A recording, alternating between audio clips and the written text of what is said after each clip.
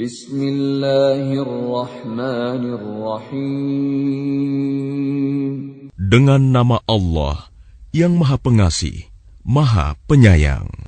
Qul huwallahu ahad.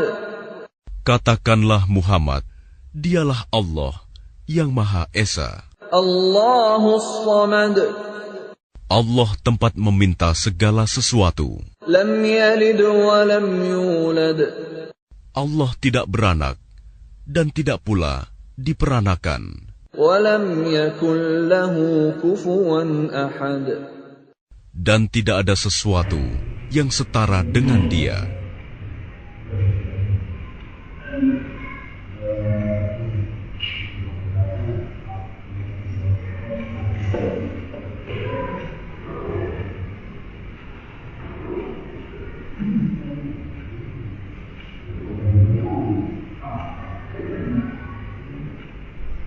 Apa yang apa?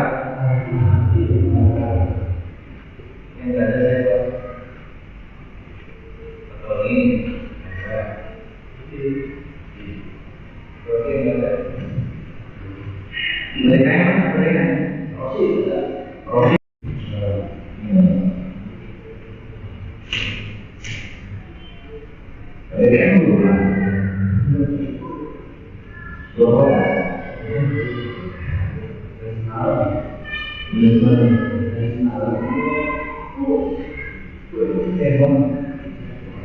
baik, kita mulai baca basmalah bersama-sama. Bismillahirrahmanirrahim. Assalamualaikum warahmatullahi wabarakatuh. Alhamdulillah.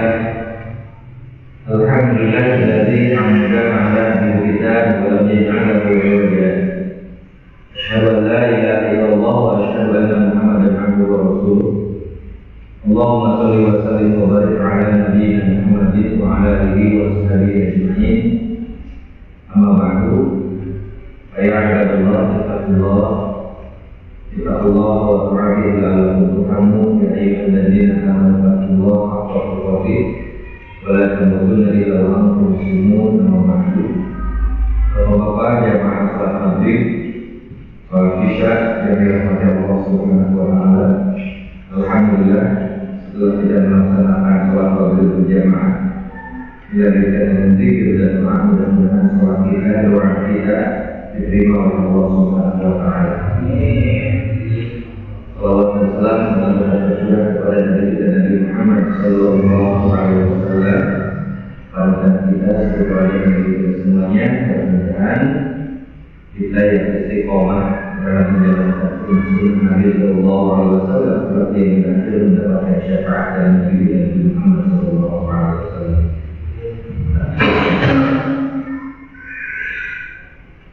Bapak-bapak jemaah Masjid Muhammad Nasir yang dirahmati Allah, mari kita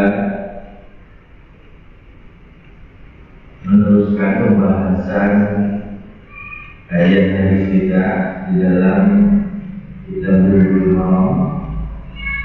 Alhamdulillah, hari ini saya menandai sudah masuk ke dalam bab taharah. Sebelum-sebelumnya bab tentang air, ya, yang akan mengantarkan kita kepada untuk bersuci, ya, dan alat sucinya, kemudian tempat untuk bersucinya, berjalannya. Ya. Sekarang kita masuk ke dalam teknis taharahnya. Salah satu di antara bentuk taharah yang paling utama adalah wudu. Sebelumnya wudu ini sudah dibahas dalam pembahasan tafsir Quran beberapa pertemuan belakang, ya. Tafsir Al-Quran surat apa? Wudu di dalam Al-Quran masih ingat ya Pak? Masih ingat? Atau masih lupa? Surat Al-Maidah ayat berapa? Ayat ke-6. Ya, surat Al-Maidah Al-Maidah yang berkaitan secara teknis. Allah mengajarkan langsung tentang tata cara berwudu. Nah, hari ini kita akan mendapatkan hadis penegasan dari surat Al-Maidah tadi,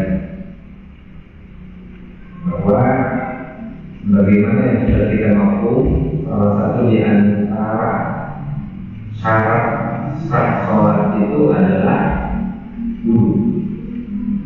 Ya, ini yang pertama, syarat sah sholat adalah wudu. Maka sehebat apapun sholat kita, kalau wudunya salah, belum beres, nggak benar, maka ini akan berakibat kepada semuanya tidak beres. Ya, karena yang menjadi syarat utama dalam sholat itu adalah wudu. Oleh karenanya, bukan untuk mengajari bapak-bapak semua, karena tentu kita adalah ahli wudu, ahli sholat. Tentu bagi kita paling tidak sehari melaksanakan sholat 5 waktu.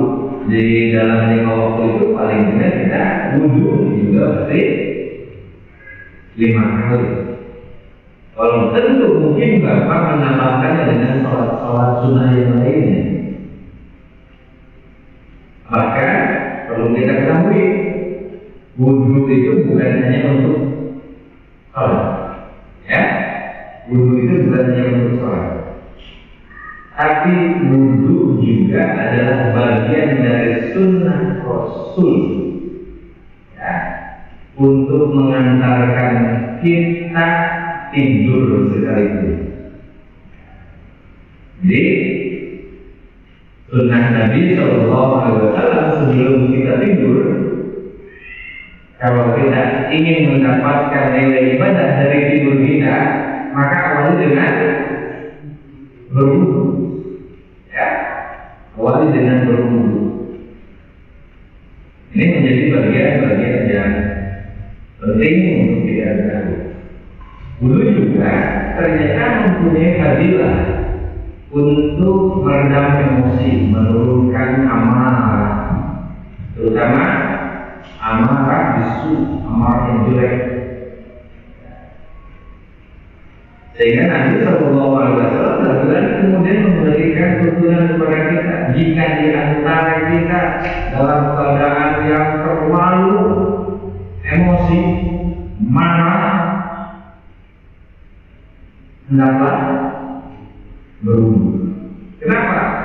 Karena emosi itu didorong oleh setan. Setan, bagaimana yang kita ketahui, diciptakan oleh Allah dari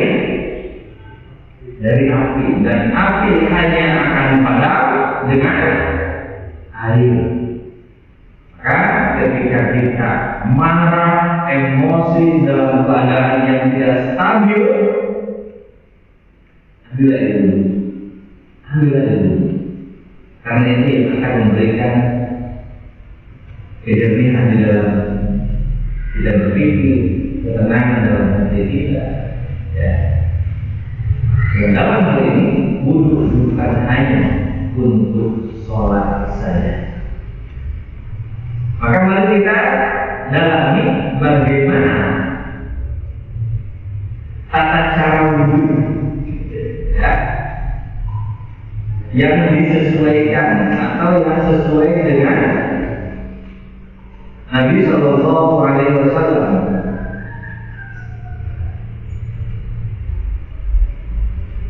Salah satu di antaranya hadis yang cukup panjang menjelaskan tentang tata cara wudu. Namun di dalam bab wudu ini diawali ada sunnah lain, ya. Ada sunnah lain yang menyertai wudu, ya. Ada sunnah lain yang bisa menyertai wudu. yaitu bersiwak. Ada yang tahu bersiwak Pak? Sudah ya. Sikat gigi ya Pak Haji. Sikat gigi Bu. Bukan juga. Sikat gigi bukan ya. Sikat gigi bersiwak. Bersiwak. Ada yang biasa Pak. Ada yang biasa. Kan pakai kacamata, pakai yang mudanya. Ya. Jadi ada sunnah Nabi yang menyertai kita dalam hal ibadah madrasah. Sering berumur. Ya. Sehingga dalam bab wudu ini ternyata para ulama menyanjungkannya siwak di dalam bab wudu. Siwak itu jenis batang ya, akar ya, batang akar gitu. Jadi siwak itu memang mengandung enzim yang cukup luar biasa dalam sisi kesehatan. Yang ini banyak dilakukan oleh ulama salaf terdahulu.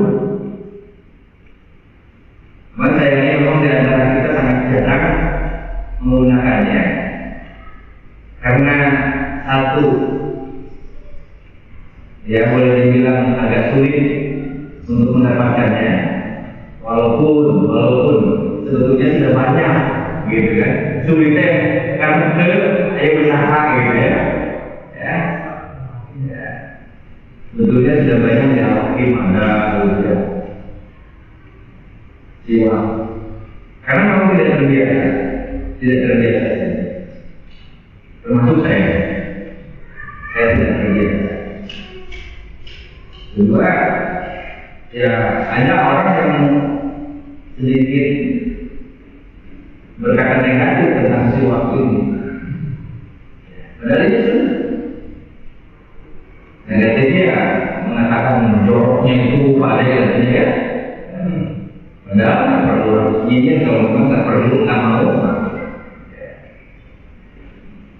Siwak. Jadi siwak ini ternyata memiliki nilai sunnah yang penting. Bagaimana hadis dari Abu Hurairah radhiyallahu anhu.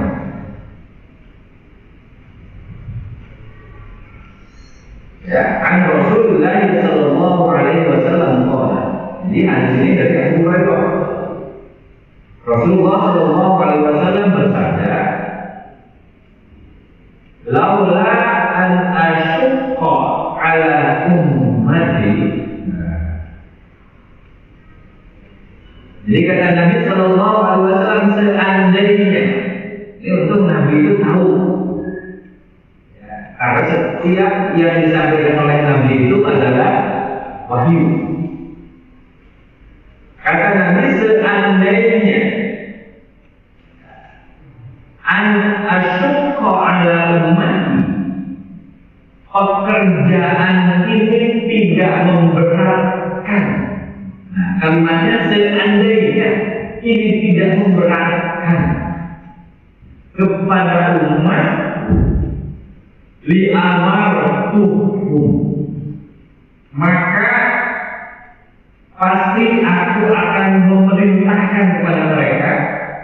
Tentu mereka itu pada kita umatnya Nabi Muhammad sallallahu alaihi wasallam, bisiwaki, untuk melakukan siwak. Nabi sallallahu alaihi wasallam sudah memprediksi seandainya tidak memberatkan, dan ternyata memang berat. Padahal siwaknya ampang. Ini luar biasa. Nah, ini mengatakan pada sahabat yang lalu. Dan nanti saya tahu dengan karakter umatnya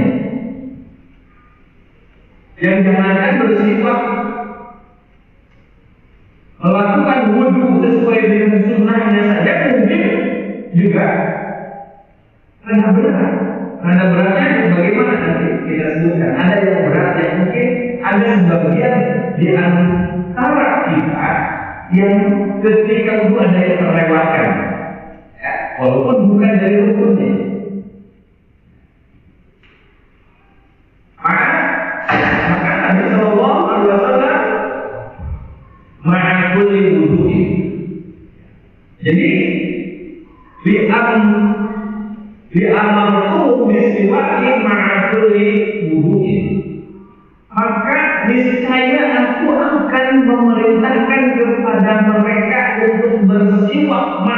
Ma'a itu berarti membersamai, mengikuti, ya, mengikuti bersamaan dengan wudu. Sepaket. Jadi paket wudu itu ya siwak, bukan sikat gigi, ya, bukan sikat gigi. Kalau sikat gigi, anjurannya bukan anjuran sunnah, tapi anjuran kesehatan. Walaupun menjaga kebersihan mulut adalah bagian dari sunnah, bahkan wajib menjaga diri kita. Ya. Jadi Nabi Sallallahu Alaihi Wasallam memberikan arahan kepada seandainya tidak memberatkan, maka mampu melawannya. Jadi pemahaman umumnya, bagi siapa saja yang merasa tidak keberatan, silakan. Berarti ini menunjukkan sikapnya dia dalam iktibar kepada Nabi Sallallahu Alaihi Wasallam lebih tinggi. Jadi ada tambahan pahala, ya, selain dia melakukan wudu, maka kemudian dia bersiwak. Jadi akhrajah Malik wa Ahmad wa Nasai wa Sahhahu Ibnu Khuzaimah. Ini ternyata diriwayatkan oleh Imam Malik, Imam Ahmad, Imam Nasai dan disahihkan oleh Ibnu Khuzaimah. Ya. Wa dzakarahu Al-Bukhari dan dikeluarkan hadis ini oleh Imam Al-Bukhari. Ya, kita tahu status Imam Bukhari itu memiliki tingkat kesohihan yang sangat tinggi. Sehingga bapak-bapak yang dirahmati Allah Subhanahu wa Ta'ala, jikalau kemudian kita tidak terbebani dengan melakukan siwak, silakan bersiwak. Ya. Jika memang tidak terbiasa, ya silakan lakukan kebiasaan yang baik ini, gitu ya. Karena saya lihat memang di antara kita jarang, kecuali Pak Ade kita.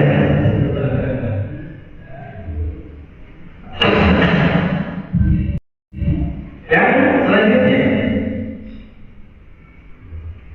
nah ini tata cara berwudu. Ya, mari kita samakan tata cara berwudu kita dengan hadis Nabi Sallallahu Alaihi Wasallam. Walaupun kita semuanya sudah tahu. Tata cara berwudu. Wa'an Umrana Maula Utsman radhiyallahu anhu. An Utsman da'a bi wudu'in. Fa ghasala kaffaihi thalatha marratin. Thumma tamammama wastanshara thumma ghasala wajhahu thalatha marratin thumma ghasala yadahu yumna illa mirfaq thalatha marratin thumma yusra mithla dhalika thumma masaha bi ra'sihi thumma ghasala rijlahu al-yumna ila al-ka'bayn thalatha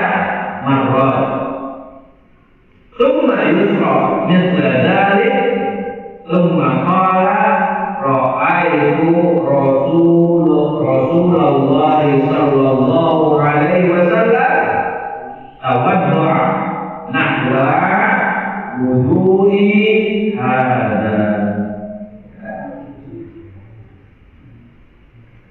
Bapak-bapak jemaah yang dirahmati Allah Subhanahu wa taala. Hadis ini diriwayatkan oleh dari Amran.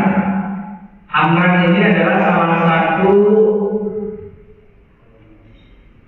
sahabat Nabi Sallallahu Alaihi Wasallam, Amran bin Abban.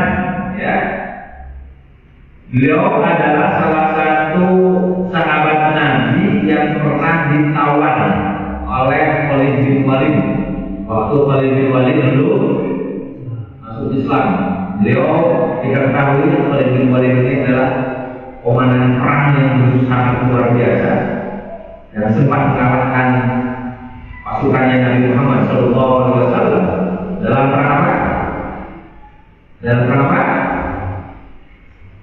Yang kalah itu perang hukum. Ya. Jadi Amran ini adalah sahabat Nabi yang pernah ditawan oleh Khalid bin Walid. Kemudian beliau mendapatkan hadis ini juga dari Utsman bin Affan radhiyallahu anhu,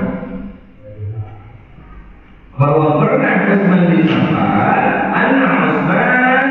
bahwa Utsman bin Affan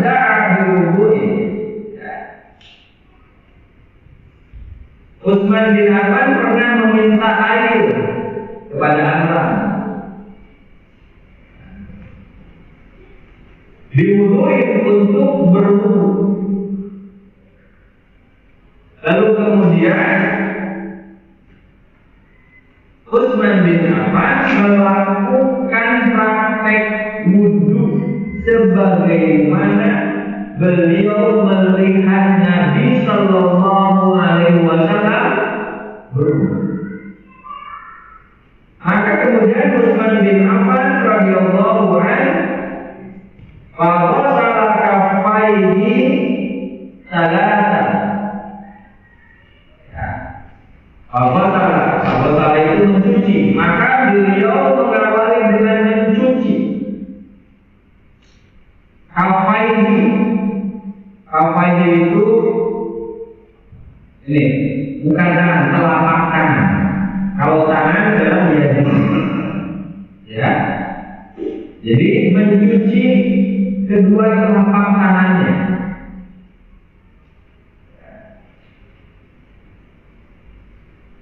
Salah roti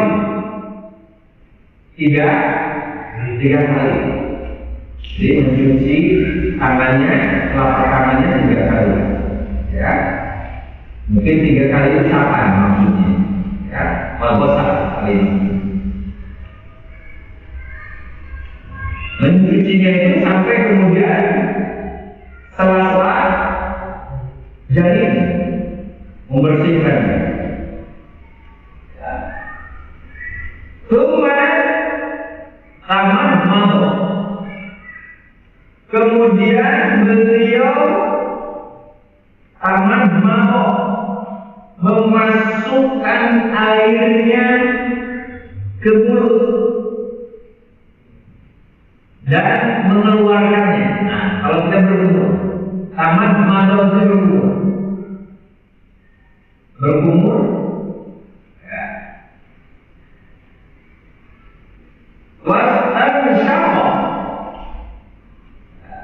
Dan kemudian beristinsyaq. Wastinsyaq. Istinsyaq. Apa itu istinsyaq? Menghisap air melalui hidung. Nah, ini yang jarang dilakukan kebanyakan orang yang berwudu.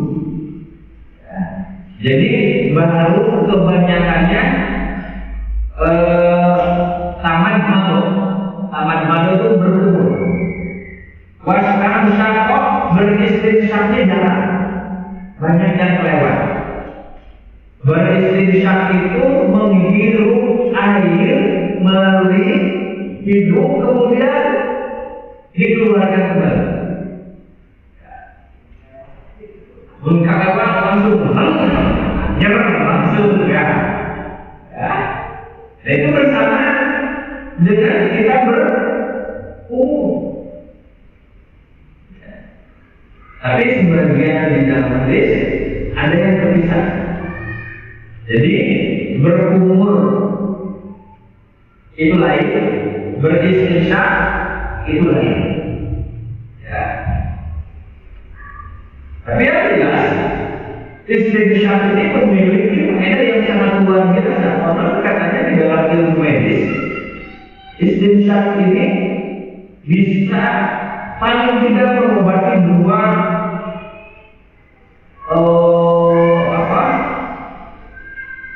penyakit mencegah, ya, mencegah penyakit. Satu penyakit flu dan kolinnya sinus. Jadi kalau mulai bintang ayam gitu, sering-sering aja istinsyak mengumpul-umpulnya kalau lapar gitu ya. Segera kalau udah biasa, banyak biasa banyak. Dicoba lagi, tapi akan rezeki, tapi tak diterima lapas. Kenapa? Beristinsyak itu banyak orang yang tidak melakukan. Karena bahasa di dalam beberapa hadis itu membasuh hidung, tidak disebutkan dengan kalimat istinsyak. Jadi kalau sudah membasuh hidung, maka kebanyakan di antaranya ketika berwudu hidungnya yang dimusnahkan, membasuh hidung. Bahkan juga tidak sampai dalam-dalamnya. Padahal sunnahnya adalah beristinsyak. Tadi menghirup air melalui lubang hidung, kemudian dikeluarkan beristinsyak.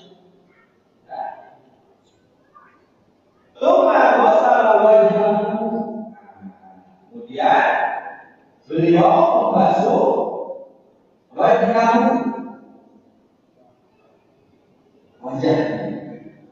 membasuh. Kalimatnya Pak diperhatikan ya. Di dalam Al-Quran juga sama.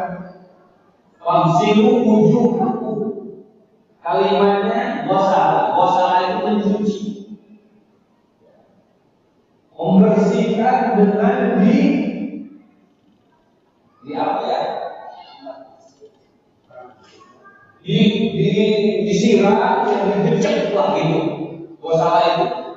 Ya. Makanya ketika bagian muka itu betul-betul digesek, gitu, dibersihkan. Maka saya sedang mengatakan ya, wasala wajahnya itu dibersihkan, dicuci. Tentu tadi nanti sebelum saya mengatakan yang disebut wajah mana? Batas wajah itu mana? Batas wajah itu adalah ingat wajah. Berarti kalau wajah ini harus dibasuh semua. Kenapa? Karena Nabi Sallallahu Alaihi Wasallam banyak orang yang masuk neraka itu bukan karena mabuk dan tidak meninggalkan, bukan karena meninggalkan sholat. Justru karena dia sholat tapi wudunya nggak sempurna. Sehingga kalau wudu nggak sempurna berarti otomatis nggak sholat kan? Nggak sholat. Kenapa? Karena salah satu di antara syarat sholat adalah wudu. Sementara wudu itu diminta oleh Allah di dalam surat Al-Ma'idah itu untuk disempurnakan. Wajib wudu. Maka kita harus tahu mana yang disebut batas-batas anggota wudu. Wajah itu mulai dari tempat. Ini apa? Ujung rambut. Berarti pakai bahasa sederhana kita pakai tangan Salah. Sabi ko sabi ya. Arah kajian ya. Ini berikutnya. Ini apa? Ini. Ya wajah sampai kemudian dari sebelumnya itu kayak tempat bergelantungannya jenggot itu masuk ini dalam area wajah. Jadi wajah itu termasuk tahu kayak wajah. Jenggot itu termasuk dia harus dimasuk dibersihkan. Kalau ada mencari wajah tempat ini mau berjaya. Makanya harus sempurna membasuh yang membasuh mencucinya. Sehingga tekniknya itu adalah ya, dibukakan.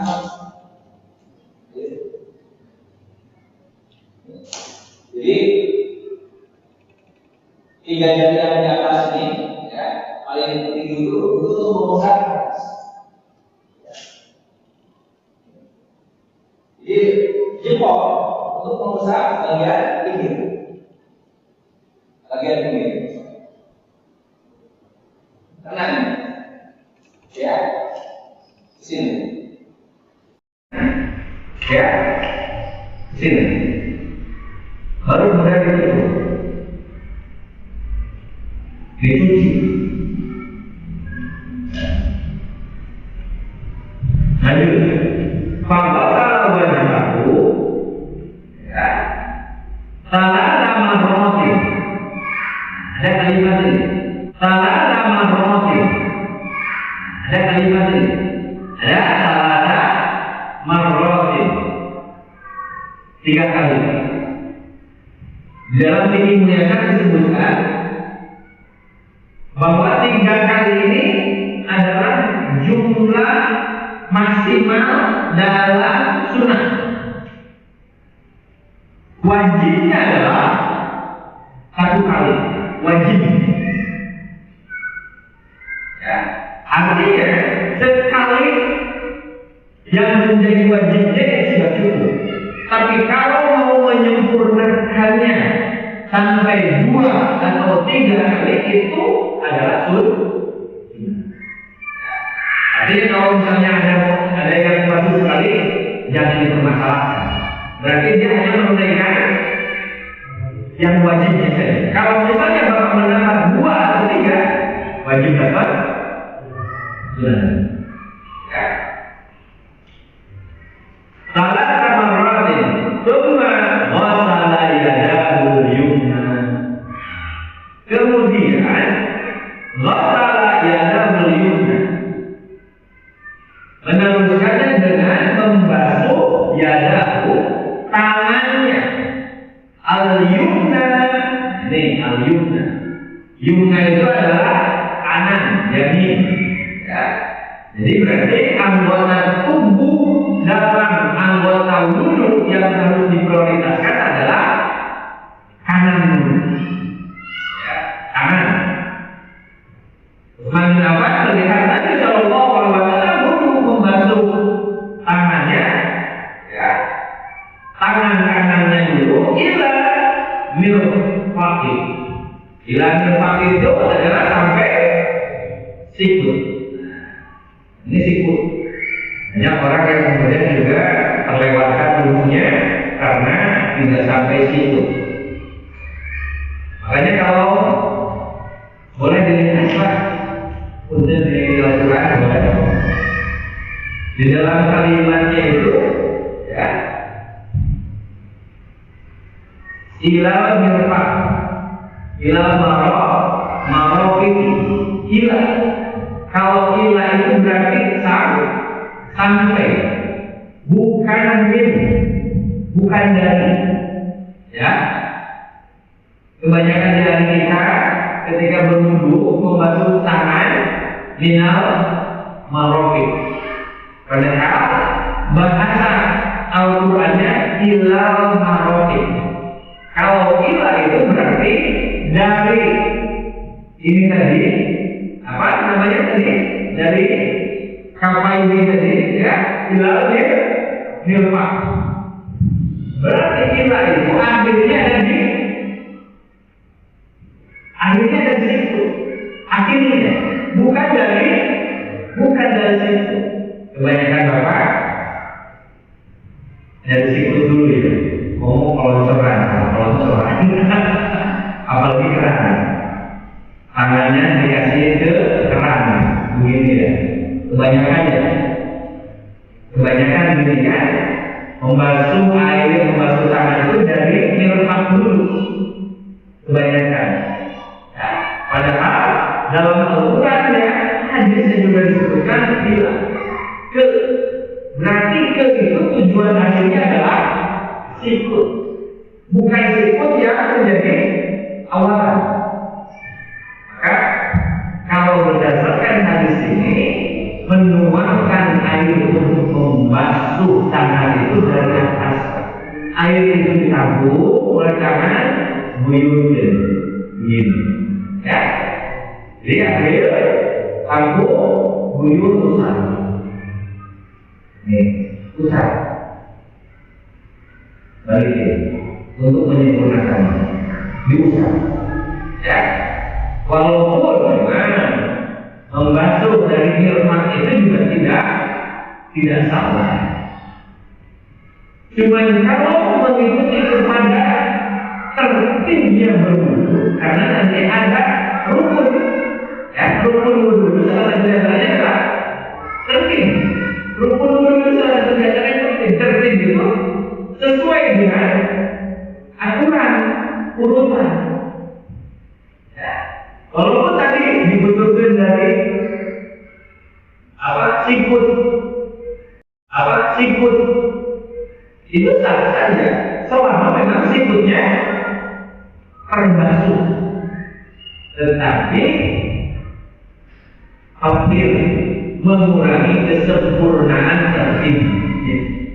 Sehingga kalau kita mau menyempurnakan wudu kita dengan aturan tertib yang pada akhirnya menjadi salah satu rukun dalam berwudu, maka ikuti pada aturan Qurannya, ikuti pada aturan sunnahnya dari hadis Nabi ini. Hilal marafiq, sampai berarti berapa tampil air di kapai di telapak tangannya, kemudian tarokin basuh hingga sampai situ, ya. Salah marrotin ditegaskan, salah marrotin 3 kali, ya, 3 kali. Tsumma yusra, ya. Tsumma yusra, kemudian yang kiri, ya. Bila dzalika, sama seperti halnya membasuh tangan kanan, ya, sampai sikut. Tsumma masaha bi ra'sihi. Setelah tangan kemudian masaha bi ra'sihi, mengusap. Ingat kalimatnya apa? Pas giliran rambut, mana? Rambut atau kepala? Rambut atau kepala? Kepala, ya. Rasul itu kepala. Kalau rambut satu. Kayaknya banyak yang terkait dengan bahasa Arab karena memilih antara sa'ud dan rasul, ya. Tsumma masaha, giliran kepala, Pak. Kalimatnya bukan gosala, ya. Ini harus dipahami mana kalimat kata ini. Kenapa? Karena gosala itu membasuh dengan mengguyurkan air. Sama seperti halnya mencuci. Gosala, isil itu mencuci baju itu kalimatnya gosala. Bayangkan kalau poin kepala itu dengan kalimat gosala juga. Jika wudu, hidung berhasil, ya, hidung Karena harus dicuci gitu, diguyur. Kalimatnya bukan bosan. Masalah itu cukup mengusapkan. Jadi tidak perlu menuangkan air ke kepala. Bukan. Dia baru akan duduk mau masuk. Jadi ternyata untuk kepala tangan cukup dengan membasahi telapak tangan kita, kemudian mengusap kepala. Pertanyaan saya, dalam kategori kepala mana saja? Tadi wajah, ya, ini wajah.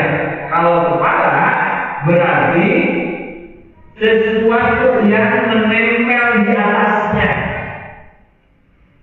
Berarti di situ ada rambut dan ada kuping. Kuping itu masuk dalam area kepala, maka tidak terpisah.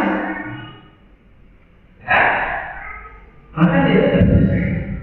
Oleh karena itu, bagaimana cara membasuh kepala bagi orang yang rambutnya panjang dan bagi orang yang tidak berambut sama sekali? Tetap karena yang dibasuhnya adalah kepala, maka yang rambutnya gondrong sekalipun, terutama bagi perempuan, ternyata agak kesulitan. Para perempuan sering menanyakan, kan bagaimana kalau rambutnya panjang, apakah harus dibasuh semuanya? Tidak perlu. Tidak perlu. Imam Syafi'i menyebutkan membasuh sebagian, Imam Syafi'i ya, membasuh sebagian di antara anggota wudhu di kepala itu sudah sah. Membasuh sebagian. Artinya, ini nanti Bapak boleh mengajarkannya kepada istrinya. Ketika istrinya berada dalam perjalanan, mendapati tempat wudhu yang tidak aman, artinya tidak aman itu khawatir auratnya terbuka, tempat wudhunya bercampur dengan laki-laki, nggak perlu harus buka kerudung untuk membasuh kepala. Boleh akan mewakili sebagian dari anggota kepalanya di depannya. Kerudungnya dilonggarkan, dibasuhkan, ya, anggota kepalanya. Rambutnya boleh dibasuh. Yang penting terkena kulit rambutnya, kulit kepalanya. Ya, ini boleh begitu. Tetapi berbeda dengan Imam Ahmad.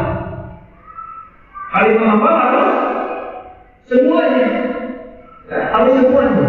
Semua itu berarti masuk dalam kategori di kepalanya.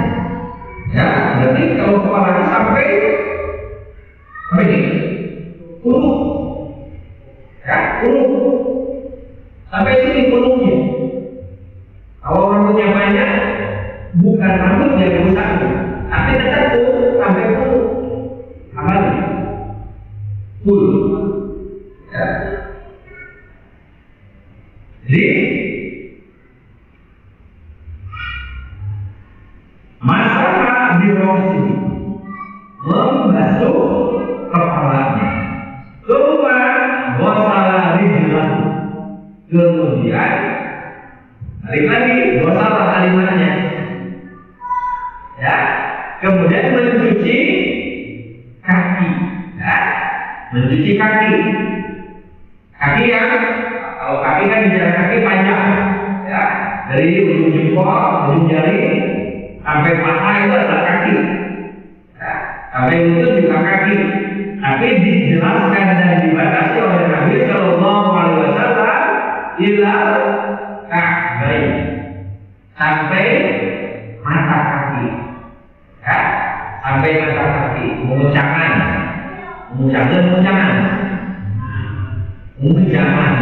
ya, sampai mata kaki. Jadi cukup sampai mata kaki saja Pak. Perlihatkan bendulannya sampai mata kaki ya. Itu juga sama Pak.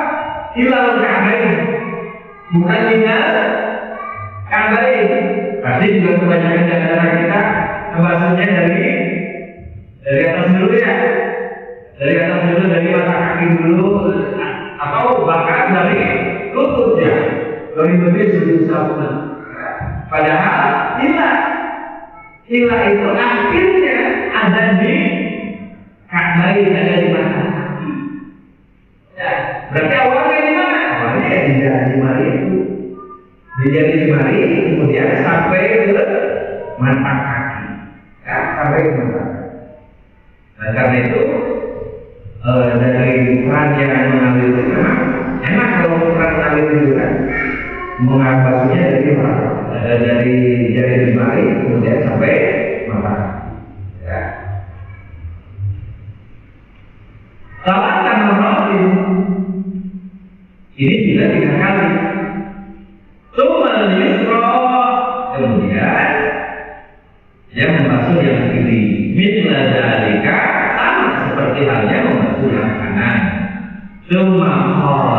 Kemudian ya Utsman bin Affan mengatakan, Ra'aitu Rasulullah sallallahu alaihi wasallam, aku melihat Rasul sallallahu alaihi wasallam awal berwudu seperti itu.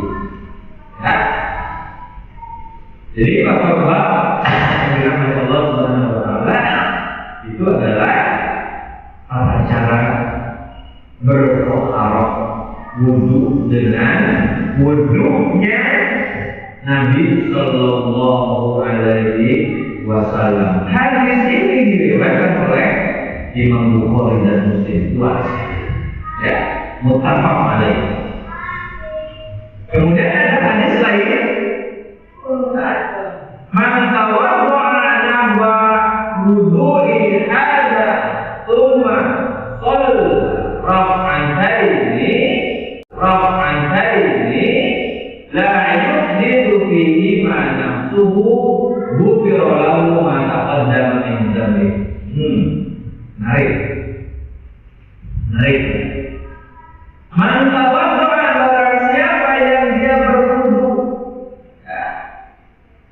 nahwu wudu'i hadza,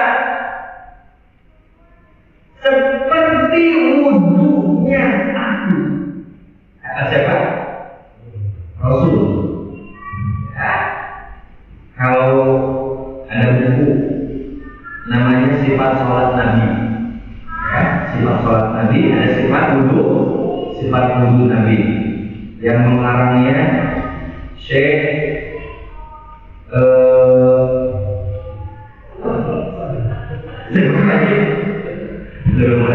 ada buku yang sudah terjemahkan banyak soal itu, sifat sholat Nabi dan sifat wudu Nabi. Ya, bukan Muhammad Nasir, saya pergi begitu bukan. Bukan, saya belum ada ini. Ya.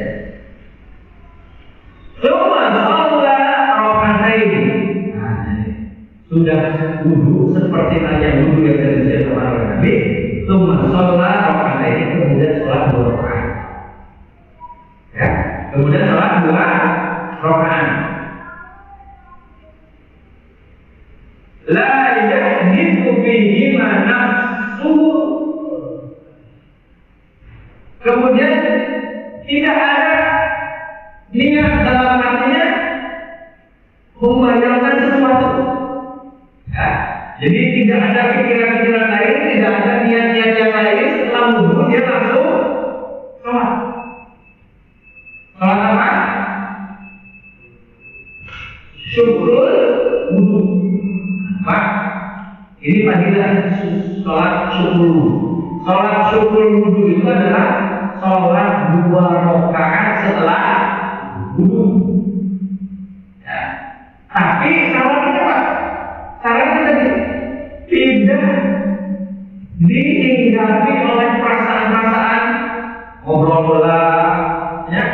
Tidak ada kalimat lain disuki manam. Jadi tidak ada perasaan apa dulu lagi ya. Tidak ada niat yang lain. Pokoknya sudah wudu dia masuk masjid atau kalau di rumahnya dia di rumah, dia sholat 2 rakaat atau yang disebut dengan sholat syukur wudu, maka kata Nabi Sallallahu Alaihi Wasallam, "Ghufira lahu ma taqaddama min dzambi." Apa faedahnya? Allah akan mengampuni dosa-dosanya. Jadi fadilah dari sholat syukur, ya syukur, ya sholat 2 rakaat syukur ini tidak mesti di masjid, tidak mesti di masjid. Beda kalau tahiyatul masjid. Namanya juga tahiyatul masjid. Tahiyatul masjid itu artinya sholat untuk menghormati masjid, maka pasti harus di masjid karena ada kalimat masjid. Kalau syukur dulu bisa jadi bapak sholat atau wudhu di rumah, wudhu bapak sholat syukur juga di rumah. Adilahnya Allah akan mengampuni dosa. Masya Allah, mudah-mudahan kita diberikan kemampuan untuk kebiasaan diri untuk sholat syukur wudhu, ya, karena kita bilang bagi mulia, kita akan diampuni oleh Allah dosa-dosa terlama. Demikian saja karena waktu sholat isya sudah tiba, masih banyak hadis-hadis yang menjelaskan tentang keutamaan wudhu. Insya Allah akan kita bahas dalam pertemuan yang akan datang. Jika ada yang mau ditambahkan, disampaikan sebelum ditutup. Oke. Demikian kita akhiri dengan doa kepada majelis. Subhanallahumma wa bihamdika, asyhadu an la ilaha illa anta, astaghfiruka wa atubu ilaik. Wa akhiru da'wana alhamdulillahi rabbil alamin. Assalamualaikum warahmatullahi wabarakatuh.